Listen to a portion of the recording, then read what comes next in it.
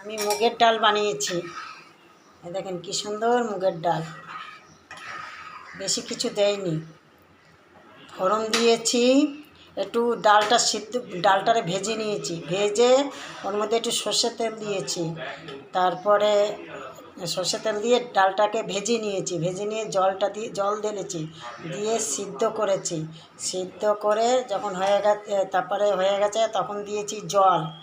তাই ডালটা ঘুটে জল দিয়েছি, তারপরে কাঁচা লঙ্কা চিড়ে দিয়েছি, হলুদ দিয়েছি, দিয়ে তারপরে দেখেন। আর এখন ফোড়ন দিয়েছি, এর মধ্যে তেল ঢেলেছি, তেল ঢেলে গরম হয়েছে, জিরে ফোড়ন দিয়েছি, শুকনো লঙ্কা, তেজপাতা আর একটুখানি আদা আর জিরের গুঁড়ো দিয়ে দেখেন কি সুন্দর ডাল। আর একটুখানি হালকা মতন একটু টেস্টের জন্য চিনি দিয়েছি। দেখেন কি সুন্দর হয়েছে।